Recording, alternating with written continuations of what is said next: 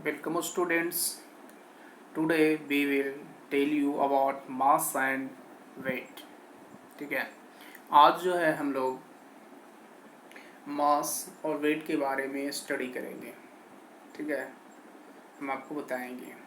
तो हम यहाँ पर पहले ये बताना चाहते हैं, ठीक है, कि मास एक्चुअली है क्या.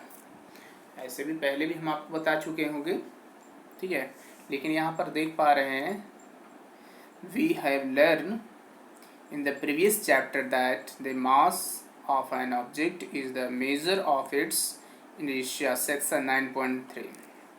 ठीक है, इसे बताया गया है कि हमने पिछले सेक्शन में ऑल ऑब्जेक्ट, जितने भी ऑब्जेक्ट होते हैं उसके मास और उसके जो इनिशिया है उसके मेजर्ड को हमने जाना था. ठीक है, we have also learned that greater the mass, the greater is the inertia. It remains the same way the object is on the earth. जैसे बताया गया है इसमें कि हमने पहले ये भी जाना था कि जिस ऑब्जेक्ट का मास अधिक होता है, ग्रेटर होता है, ठीक है, उसका इनिशिया भी मोर होता है, अधिक होता है. चाहे वह जो है, जैसे इसमें लिखा है, द मून और even in outer space, thus the mass of the object is constant and does not change from place to place. जैसा कि इसमें बताया गया है कि चाहे जो है हम ऑब्जेक्ट को अर्थ पे या मून पे या स्पेस, जो यूनिवर्सल स्पेस है, उससे अगर बाहर भी ले जाएं तो जो ऑब्जेक्ट है उसका मास जो है, ठीक है, वह हमेशा क्या रहेगा, जो होना चाहिए परमानेंट वही रहेगा. ठीक है, चाहे तो इस तरह से हम कह सकते हैं कि अगर एक one place to another place भी अगर उसको ट्रांसफॉर्मेशन करें मास को, तो वह चेंज होने वाला नहीं है. ठीक है, तो इस तरह से हम कह सकते हैं कि the mass of the body represent the quantity of matter contain in the body. ठीक है, it gives the measure of the इनिशिया ऑफ द बॉडी. हमने भी बताया था, अब ये भी बता देना चाहते हैं कि mass of the SI unit is kg. Mass जो होता है उसका एसआई यूनिट हमेशा किस में रहेगा, केजी में ही रहेगा. अगर ग्राम में है तो आपको उसे केजी में बताना होगा. ठीक है, और ये भी याद रखना होगा कि मास जो है, ठीक है, मास में आपका मैग्नीट्यूड तो होती है लेकिन उसमें डायरेक्शन नहीं होती है. तो कह सकते हैं the mass of a body has only magnitude and no direction, therefore mass is the scalar quantity. अब हम यह जान गए हैं, आपको पता हो गया होगा कि मास जो कौन सा क्वांटिटी है, स्केलर क्वांटिटी है. क्यों है भाई, तो आपको हमने बताया था पहले क्लास में, ठीक है, कि जिसमें डायरेक्शन और मैग्नीट्यूड दोनों हो वो वेक्टर होगा. लेकिन ये मास में सिर्फ क्या है, मैग्नीट्यूड है, लेकिन डायरेक्शन का पता नहीं है. तो इसीलिए क्या है, मास स्केलर क्वांटिटीज है. क्या है, स्केलर क्वांटिटीज. उसके बाद हम देख रहे हैं 10.4 वेट का आ रहा है. क्या रहा है, वेट का आ रहा है. तो वेट में हम जानते हैं कि we know that in the earth attract every object with the certain force, and this force depends on the mass m of the object and the acceleration due to in the gravity g. The weight of an object is the force with which it is, we know that. जैसा कि हम आपको बताना चाहते हैं कि अर्थ जो है वो ऑल ऑब्जेक्ट को जो है वो अपनी ओर अट्रैक्ट करती है, और यह फोर्स जो है ऑब्जेक्ट के मास और अर्थ का जो ग्रेविटी फोर्स है जिसके कारण होता है. और यही ग्रेविटी फोर्स के कारण ही जो है आपका इसमें ग्रेविटेशनल एक्सेलरेशन, जिसे जी कहते हैं, ओनली जी पर ही डिपेंड रहता है. ठीक है, कह सकते हैं कि एनी अगर ऑब्जेक्ट है तो उसका वेट जो होती है, ऑब्जेक्ट का वेट जो होती है वह जो है फोर्स पर डिपेंड करता है कि अर्थ जो है उसे कितनी फोर्स के साथ उसे अट्रैक्ट करती है। तो इसके लिए जो है हमको यहाँ पर बताया गया F is equal to m a, force Newton's का सेकंड लॉ जो है उसके अकॉर्डिंग क्या होता है F is equal to m a. तो यहाँ पर फोर्स किसके अकॉर्डिंग हो रही है, तो मास अर्थ ऑफ अर्थ का ग्रेविटेशनल एक्सेलरेशन के थ्रू हो रही है, इसीलिए यहाँ पर जी यूज होगा। ठीक है, यहाँ पर क्या होगा यूज, आप यहाँ पर देख सकते हैं यहाँ पर क्या यूज किया जाएगा, जी किया जाएगा। हमने सेकंड लॉ में पढ़ा था ना यहाँ, ठीक है, कि F इजक्वल टू क्या होता है m a, F is equal to m a होती है। ठीक है, लेकिन मास यहाँ, लेकिन यहाँ हम वेट की बात कर रहे हैं तो यहाँ पर क्या हो जाएगा, यहाँ जी हो जाएगा। क्या हो जाएगा, जी होता है F is equal to m g, F is equal to m g हो जाएगा। ठीक है, क्या हो जाएगा F is equal to m g. तो इस तरह से हमेशा याद रखिएगा, this is important formula F is equal to m g. क्या, F is equal to m g, हमेशा इसे जो है याद रखना है। The force of attraction of the earth on an object is known as the weight of the object. It is denoted by W, substituting the sum in equation 10.14 we have। ठीक है, F equal to mg होता है ना, तो यहाँ पर जो बातें बताई गई है कि अगर कोई ऑब्जेक्ट है तो अर्थ का जो उस पर अट्रैक्शन होगा, ठीक है, अट्रैक्शन फोर्स जो होगा वह ऑब्जेक्ट का वेट कहलाता है। क्या कहलाता है, वेट कहलाता है। और इसे जो है W से इंडिकेट की जाती है, वेट को हमेशा किससे इंडिकेट की जाएगी, W से। तो जब इसका वैल्यू को सब्स्टिट्यूट किया गया तो W is equal to m g, हमेशा ये याद रखिएगा कि W इजक्वल टू क्या होती है, W is equal to m g होती है। This is important. ठीक है, W is equal to m g. तब जो है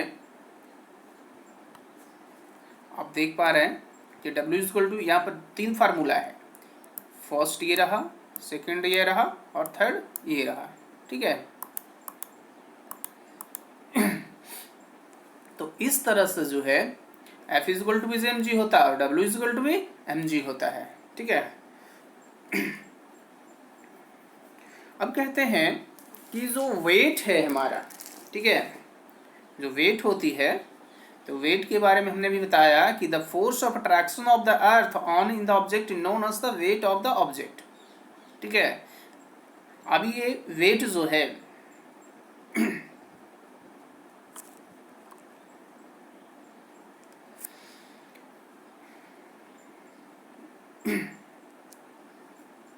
तो ये 3 फार्मूला जो आप देख पा रहे हैं इसका बहुत ही यूज होने वाला है आपको न्यूमेरिकल्स क्वेश्चन के लिए। इसके लिए न्यूमेरिकल्स क्वेश्चन के लिए बहुत ही इंपॉर्टेंट सही है, इसीलिए हमेशा जो है इसे याद भी रखना पड़ेगा इस इक्वेशन को।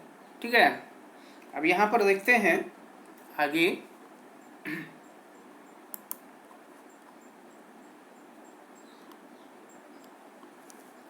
As the weight of the object is the force with which is the attract toward in the earth, the SI unit of weight is the same as the force।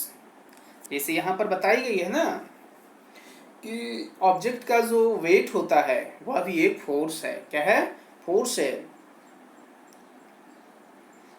जिससे जो है यह अर्थ जो है उसे क्या करता है, अट्रैक्ट करते हैं। ठीक है, और जो वेट है उसका एसआई यूनिट क्या है, वेट जो होता है ना, वेट जो है, वेट का एसआई यूनिट क्या होता है, न्यूटन होता है। क्या होता है, न्यूटन। हमेशा याद रखिएगा कि वेट का एसआई यूनिट क्या होता है, न्यूटन। देखिए ये रहा, और हमेशा इसे जो है याद रखिएगा इस। ठीक है, ये बहुत ही महत्वपूर्ण है, इसे आपको याद रखना होगा। The weight is the force acting velocity vertically downward. It is both magnitude and direction। ठीक है, अब यहाँ पर बता दी गई है कि the weight is the force acting, क्योंकि ये क्या है, वेट ही है जो फोर्स है एक प्रकार का। ठीक है। The weight is the force acting particularly downwards, it has both magnitude and direction. इसमें दोनों है, क्या है इसमें जो है, देखो बोथ बोला गया है, इसलिए हमेशा याद रखिएगा इस चीज़ों को, ठीक है। We have learned that in the value of g is constant at given place, therefore at a given place the weight of the object is direction proportional to the mass m of the object, that is w m. It is due to in the reasons that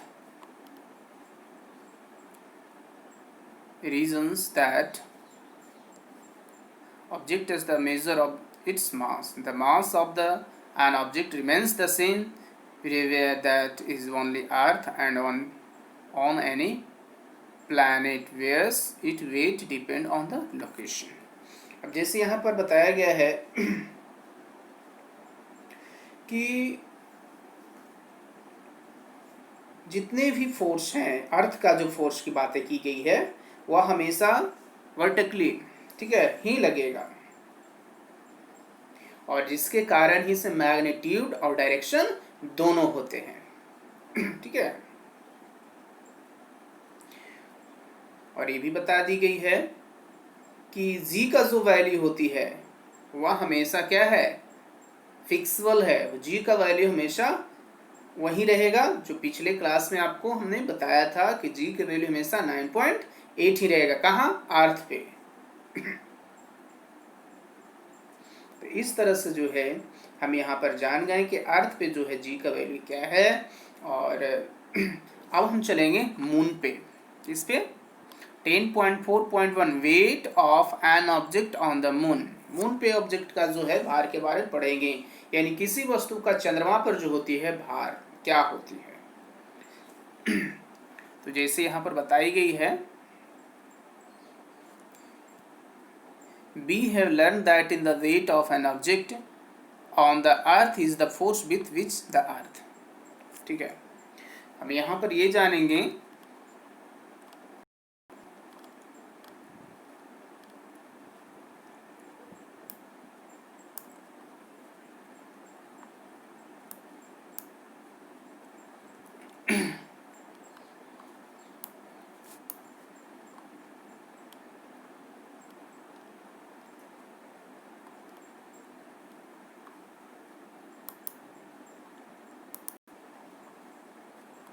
and we have learned that in the weight of an object on the earth is the force with which is the earth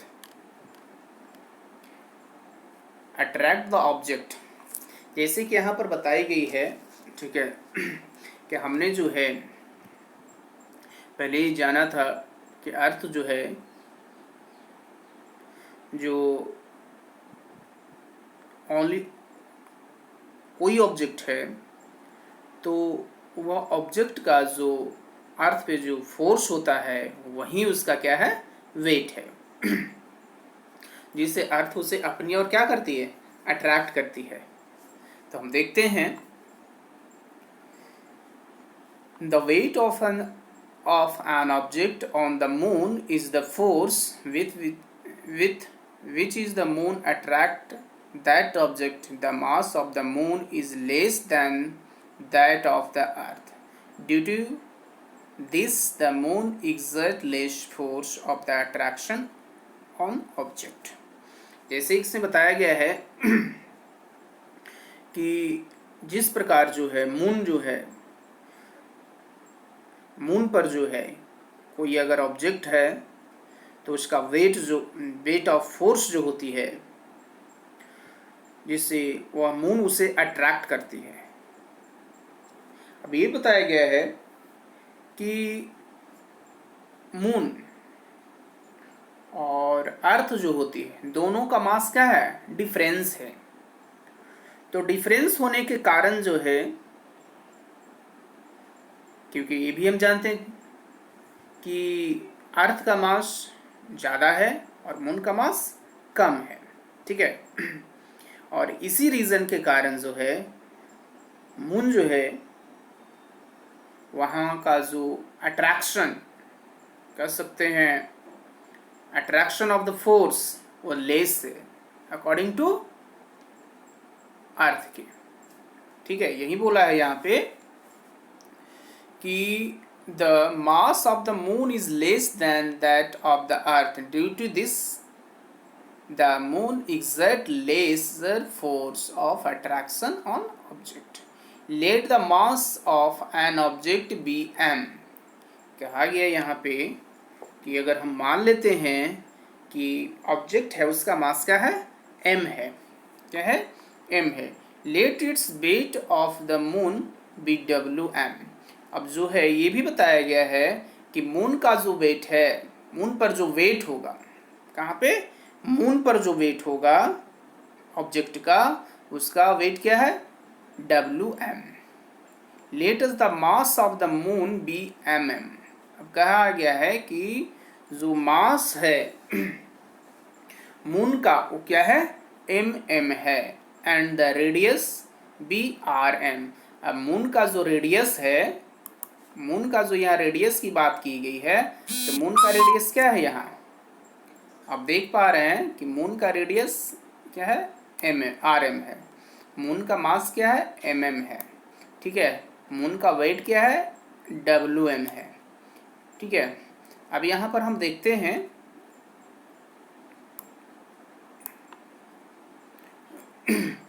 कि by applying the universe law of gravitation in the weight of the object on the moon will be. यहाँ पर ये बताई गई है कि जो gravitational universe of the gravitational जो है, ठीक है, जैसे आपने पढ़ा था कि यूनिवर्सल लॉ के अकॉर्डिंग जो ग्रेविटेशनल है उसे बताई गई थी, क्या याद होगा आपको, यहाँ पर जो आप देखते थे, यहाँ पर आपको होता था F, यहाँ पर क्या होती थी, उसमें होता था F is equal to G, और यहाँ पे कैपिटल M था,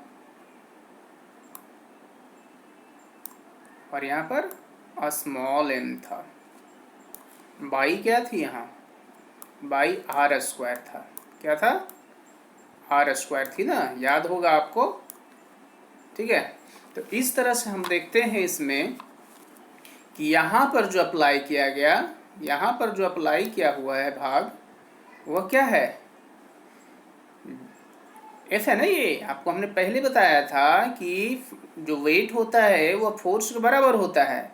तो Wm जो दिख रहा है यानी वेट ऑफ मून, तो क्या हो जाएगा, Gm capital M into small m by r square m। तो यहाँ पर देख रहे हैं कि Wm है, weight of moon is equal to G, और mm जो दिख रहा है मास ऑफ मून है, मून का मास दिया हुआ है, ये ऑब्जेक्ट ऑफ द मास है।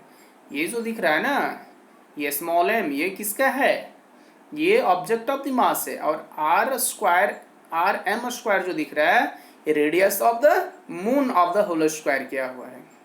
ठीक है, इस तरह से आप जो है मून पर वेट को भी फाइंड कर सकते हैं। Let the weight of the some object on the earth be WE, the mass of the earth is m and is radius r। अब यहाँ पर बात ये की जा रही है कि WE यानी वेट ऑफ अर्थ का क्या है, यहाँ पर भार की बात की, the mass of the earth capital M। ठीक है, ये जो दिख रहा है ना M, ये वाला जो M दिख रहा है ना, ये किसका है, ये अर्थ का क्या है, मास है, एंड रेडियस क्या है, r। अब देखिए यहाँ पर एक टेबल दी हुई है आपके पास। ठीक है, अब टेबल को देखकर अच्छी तरह से आप समझ सकते हैं। अर्थ है,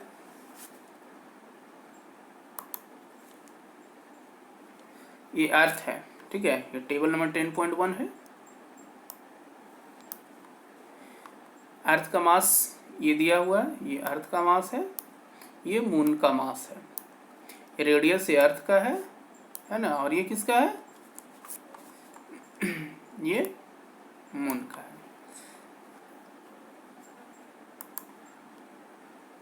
from equation 10.9 and 10.15 we have, अपने पढ़ा ये किसके अकॉर्डिंग, ये किसका हम फाइंड कर रहे हैं, तो ये फाइंड किसका किया जा रहा है, ये अर्थ का किया जा रहा है। तो W is equal to g m m by r square.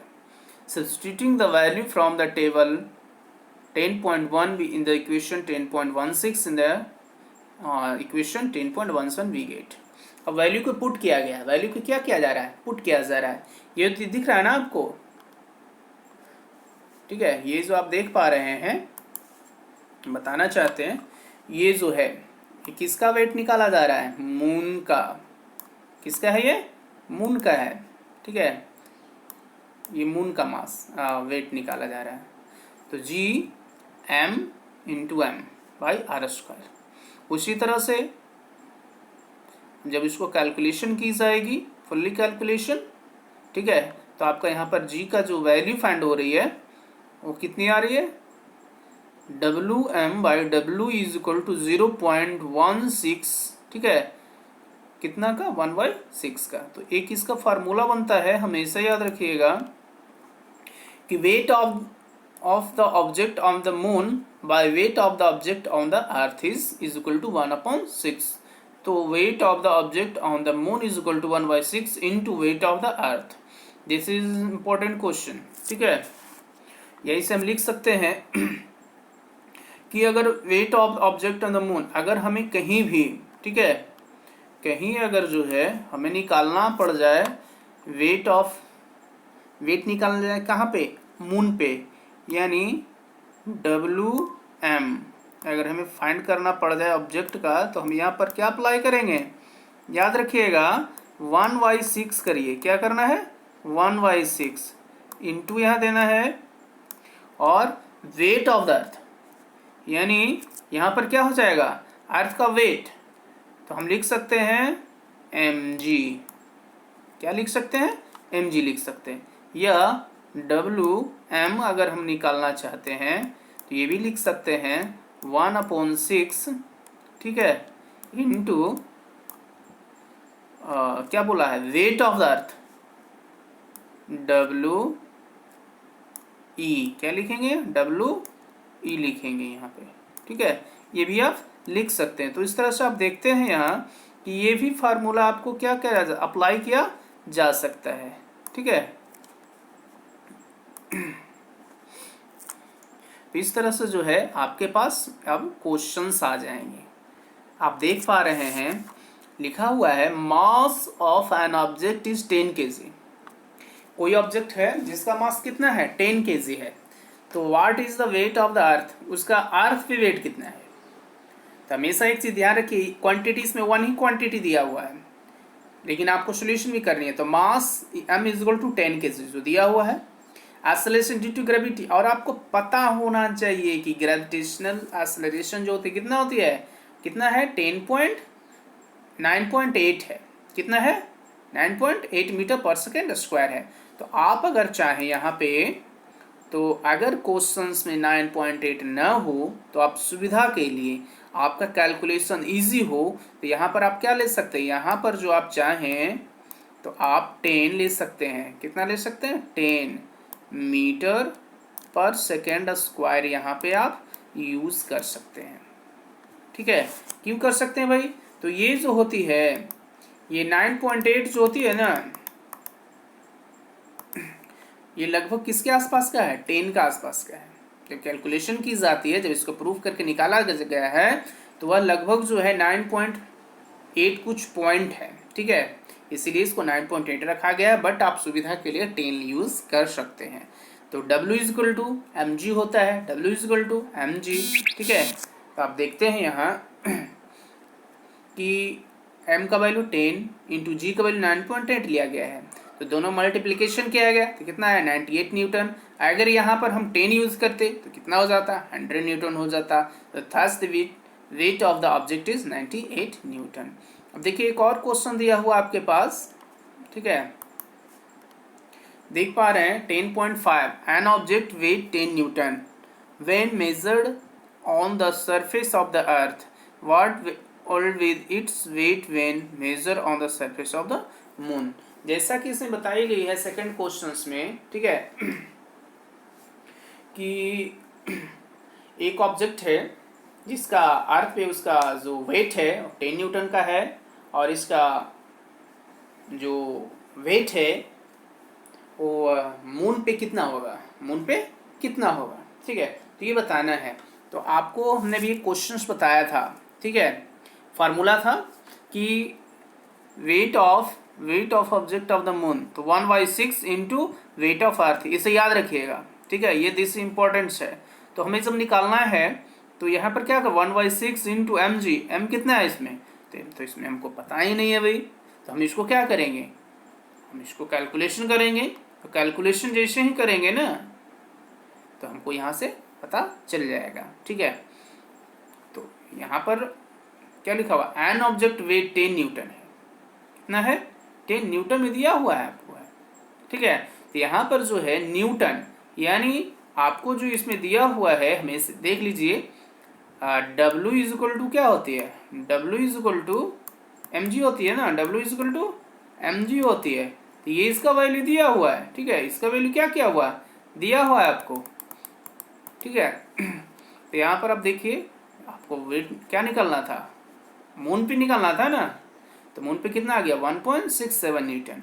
यानी कहा जा सकता है कि अगर कोई इंसान जो है धरती पर जो है अगर एक छलांग जंप करता है तो मून पे वो 6 छलांग जंप करेगा, ठीक है।